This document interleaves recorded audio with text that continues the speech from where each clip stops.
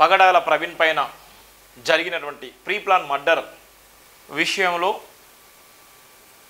అనేకమైనటువంటి ఆధారాలు, మలుపులు, ఆయన జీవితంలో ఎన్నో కష్టాలు, ఎన్నో బాధలు, ప్రవీణ్ పగడాల ఎదిగినటువంటి తీరు, పడ్డటువంటి కష్టం, ఏ సమాజానికైతేనే, ఏ సమాజ భావజాలం అయితే తన గుండెలో మోసుకొని అనేకమైనటువంటి విషయాల మీద అవగాహన చేసుకుంటూ ఎందరో పేద బిడ్డలకు ఒక తండ్రి అయినటువంటి గొప్ప వ్యక్తిత్వం కలిగినటువంటి వ్యక్తి, ఎందరికో నేనున్నాననే భరోసాను కల్పించినటువంటి వ్యక్తి, పేద బడుగు బలైన వర్గాలకు రియల్ హీరోగా ఉన్నటువంటి వ్యక్తి, చాలా వరకు మాటలు చెప్పి వదిలేసేటువంటి అనేక మందికి ఒక ఆదర్శవంతుడు పగడాల ప్రవీణ్.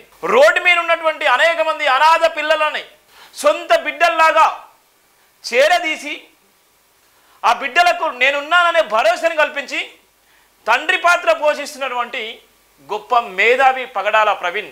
అలాంటి వ్యక్తిత్వం కలిగినటువంటి వ్యక్తిని అత్యంత కిరాతకంగా, అత్యంత అవమానకరంగా ఎన్నో రోజుల నుండి ఆయన మాట్లాడుతున్నటువంటి వీడియోలను ఆధారం చేసుకొని ఆయనను అనేకమైనటువంటి ఇబ్బందులను పసిగట్టలేక ఆయనను కావాలని సైడ్ ట్రాక్ చేసేసి ఇష్టానుసారంగా కిడ్నాప్ చేసి చంపేసిన తర్వాత అలాంటి వ్యక్తి ఉన్నటువంటి ఆలోచనని, అలాంటి వ్యక్తి ప్రవీణ్ లాంటి వ్యక్తిని ఒక బైక్ను సృష్టించి, ఒక రాయల్ ఎన్ఫీల్డ్ బైక్ని సృష్టించి వైన్స్ దగ్గరకు పోయి వైన్స్ దగ్గర నుంచి అక్కడ సేద తీరినట్టుగా అక్కడంతా డైరెక్షన్ పోలీసులా ఆడుతున్నటువంటి ఒక డ్రామాలో భాగంగా, ప్రభుత్వం ఆడించినటువంటి ఒక డైరెక్షన్లో భాగంగా ఒక పెద్ద వరకు కుట్రకు తెరలేపిల్లు. ప్రవీణ్ పగడాల మీద ఎన్నో రోజుల నుంచి జరుగుతున్నటువంటి హత్య, ఎన్నో రోజుల నుండి జరుగుతున్నటువంటి కుట్ర, ఆయన ఎప్పుడో చంపాలని చూసేటువంటి ఎన్నో సందర్భాలు చెప్పుకున్నటువంటి వీడియోలు, ఆయన చనిపోయే ముందు కూడా అనేకమైనటువంటి వీడియోలు మాట్లాడాడు. చనిపోయే ముందు ఆ వ్యక్తి మాట్లాడే వీడియోలు కూడా మనం చూసాం. ఆయనకి ఎప్పుడో ప్రేరణ కలిగింది,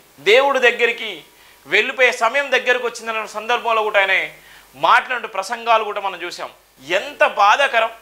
ప్రజల మధ్యలో ఉన్నటువంటి వ్యక్తి, సమాజాన్ని మార్చాలన్నటువంటి వ్యక్తి, రాజ్యాంగానికి అనుసరించి నడిచేటువంటి వ్యక్తి, బాబాసాహెబ్ అంబేద్కర్ని గౌరవిస్తూనే రాజ్యాంగాన్ని గౌరవిస్తూ చైతన్యపరుస్తున్నటువంటి వ్యక్తి ఎంత కిరాతకంగా చంపేయబడ్డాడో, ఎంత దారుణంగా ఆయనను చంపేసినటువంటి వ్యక్తులకు తెలుసు, ఎంత హింస పెట్టి చంపిల్లో పోలీసు యంత్రాంగానికి తెలుసు, ప్రభుత్వాలకు తెలుసు, ఏ విధంగా చంపేసిల్లో అనేటువంటి సందర్భంలో ప్రతి విషయాన్ని కూడా పోలీసులకును ప్రభుత్వానికి తెలిసే జరిగింది.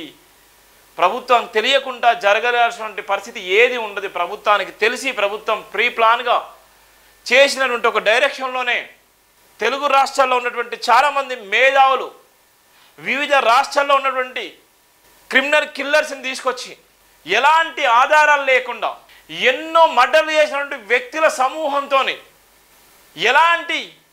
ఎక్కడ కూడా ఎలాంటి ఇబ్బందులు లేకుండా కుట్రపూరితంగా అతను హత్య చేసినటువంటి సందర్భాలు మనకు స్పష్టంగా కనబడుతున్నాయి. నిన్న జైభీం టీవీ లైవ్లో చాలా వరకు చెప్పడం జరిగింది ఏ విధంగా ఆయన చంపేసిల్లని.